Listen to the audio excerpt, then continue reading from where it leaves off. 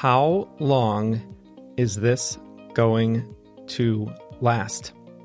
Hi, everyone. I'm Jeff, and thanks for joining us for Plain English, Lesson 249. JR is the producer. And remember that you can find this full lesson at plainenglish.com/249. Coming up today, we're just a couple of weeks in, and a lot of people are starting to wonder just how long is this going to last? When can we expect things to get back to normal? In the second half of today's audio lesson, we'll talk about what it means to be stuck with an option. And in the video lesson, we talk about how to use the word given when you have unchanging options, how to use given when something is unchangeable. That's in the video lesson at plainenglish.com/249.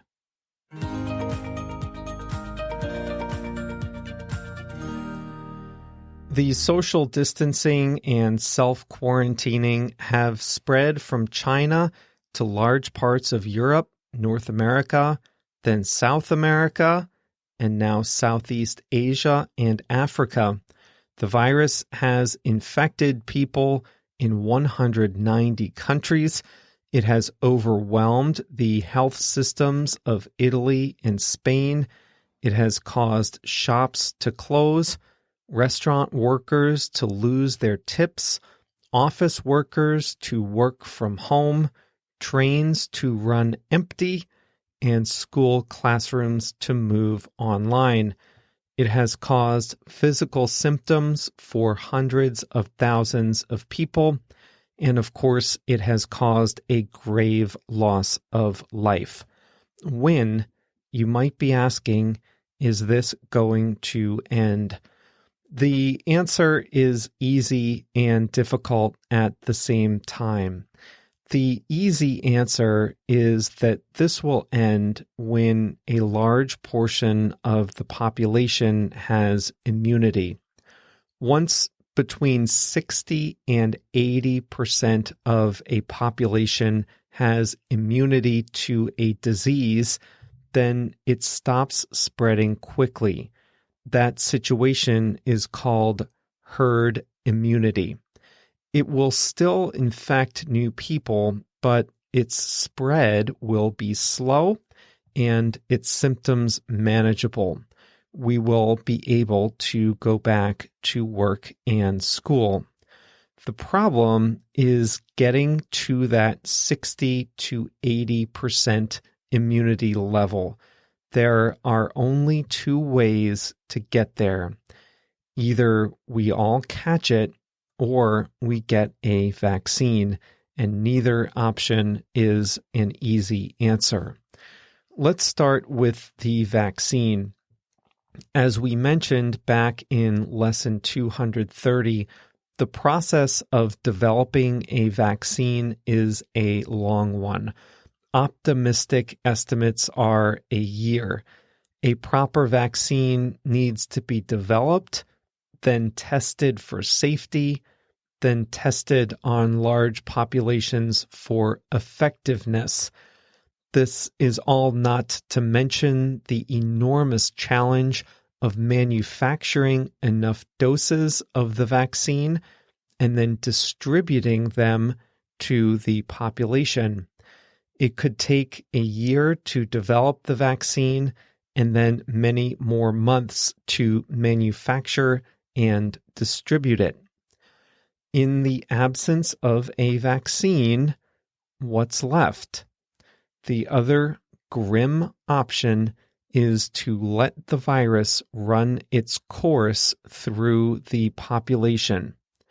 When most people catch the virus, their bodies develop antibodies that fight it. They get sick the first time, but the antibodies will protect them if they ever encounter it again. It's not a fun way to develop immunity, but it works. Ask anyone who had the chicken pox as a child. It works similarly. Immunity like this would come at a tremendous human cost. Even if only a small percentage of people die after catching the virus, that still means millions of people would have to die for the world to develop herd immunity. Given these two choices, a vaccine would be preferable. But in the meantime, we're stuck with the second option, developing herd immunity. The question now is, how can we make this as painless as possible? Current efforts at social distancing are an effort to flatten the curve. That is an acknowledgement that a lot of people will still get the virus, but it will move through the population more slowly and allow hospitals to cope more easily with the volume of patients getting sick at any one time. The downside to social distancing is that, well, the virus spreads more slowly and we develop our immunity more slowly, so we have to live in this altered universe for longer. So let's go back to the question I opened the lesson with. When is this going to end? It is possible that as the virus moves through a greater and greater percentage of the population, and as testing becomes more available, that governments will gradually be able to loosen the controls on daily life. A person who has had the virus will, for the most part, not be able to catch it again and spread it. So if you suffered through the symptoms and recovered, you're not going to spread it around to a lot of other people. Who knows, you may have had the virus and not even known it. So governments may decide that they can relax social distancing rules for people who have developed immunity to the virus.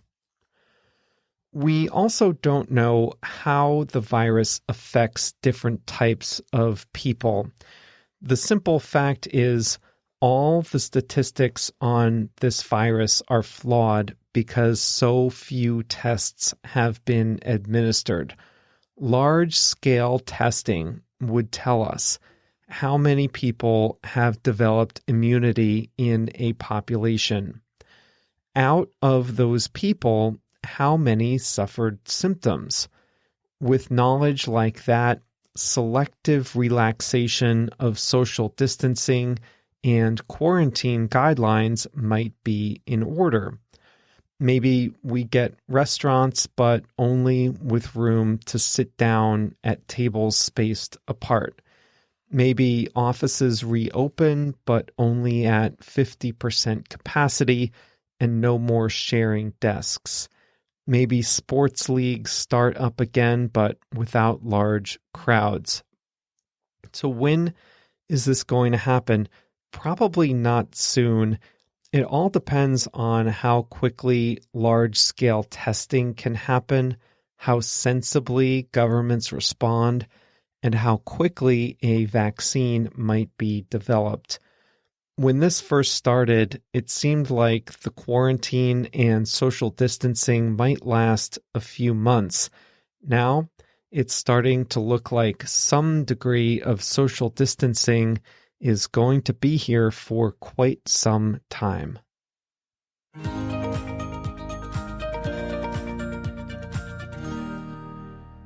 Here's a quick reminder that we're going to be doing live events on Zoom to support you during these times of social distancing.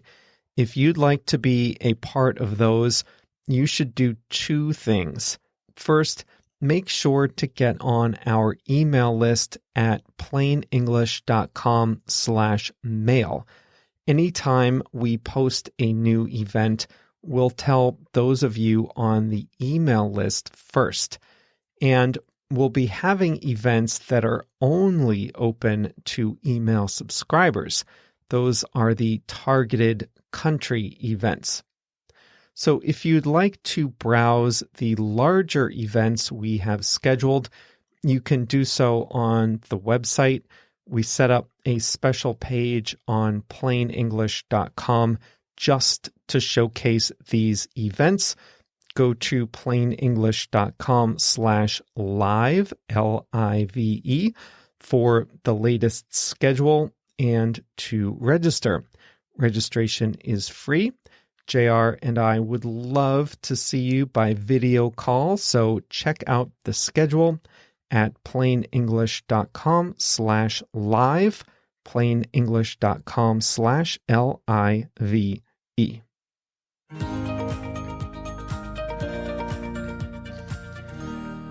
Today's expression is to be stuck with something. When you're stuck with something, you have to live with it.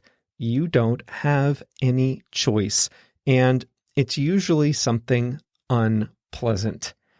The world broadly has two choices when it comes to recovering from coronavirus. Either we develop a vaccine, or we develop herd immunity, where we let the virus pass through the population, and eventually 60 to 80% of us have gotten it. Scientists are working around the clock to develop a vaccine, but there just isn't one available yet, and we don't know when one might be available. Maybe it will be available in a year. Maybe it will be longer. For now, though, we're stuck with the other option, developing herd immunity. That's not a good option. For one thing, it means a lot of people are probably going to get sick and die from this disease. For another, it means social distancing is going to continue for a long time in one form or another. It's not a good option, but we're stuck with it. We don't have any other choice, at least not while a vaccine is still under development. In my business, I conduct a lot of face-to-face meetings, but as you might suspect, that's not very possible these days. So I'm stuck with Zoom and Skype. I don't really have a choice. I have to use these tools instead of meeting face-to-face. I'm stuck with Zoom and Skype for now. Here's another good one. I'm spending a lot more time at home lately, and I'm starting to realize that my apartment gets really cold during the day, especially my living room, which has a lot of windows. It's because there's cold air coming in the windows. These are older, lower quality windows that unfortunately let the cold air in. The problem is replacing the windows is a big project. And that's what is needed, but it's going to cost a lot of money. I need to save up for this for a while. It's going to be another year or two before I'll be able to replace them. So for now, I'm stuck with these old windows.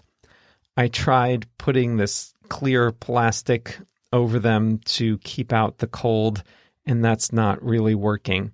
So I'm stuck with these windows for the next couple of years. Have you ever paid for something in advance only to find that you don't quite like it as much after a little while, but you can't really change?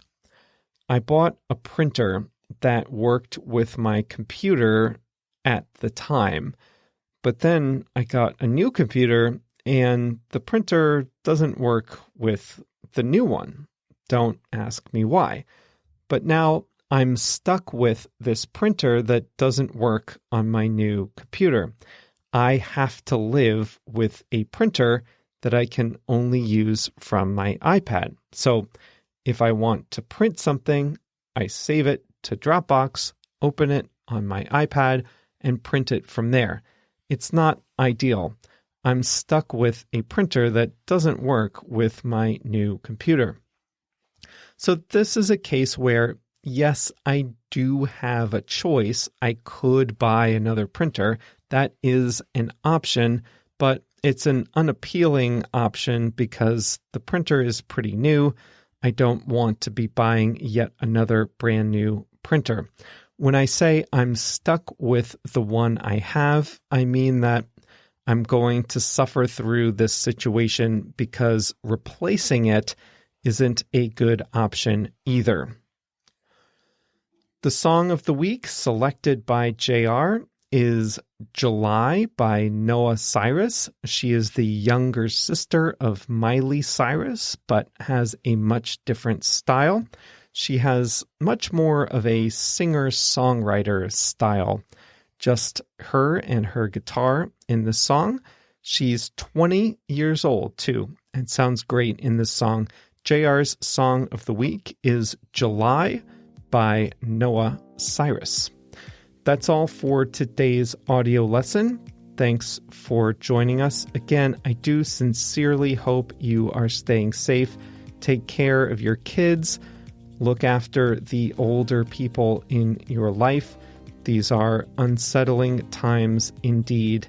And if you can't be face-to-face with the people in your life, make sure to pick up the phone and not just to text. Pick up the phone and schedule a video call or schedule a call to talk by voice. And on a lighter note, remember that you can also make new connections and take advantage of the live video calls we're starting at plainenglish.com/live, plainenglish.com/LIVE.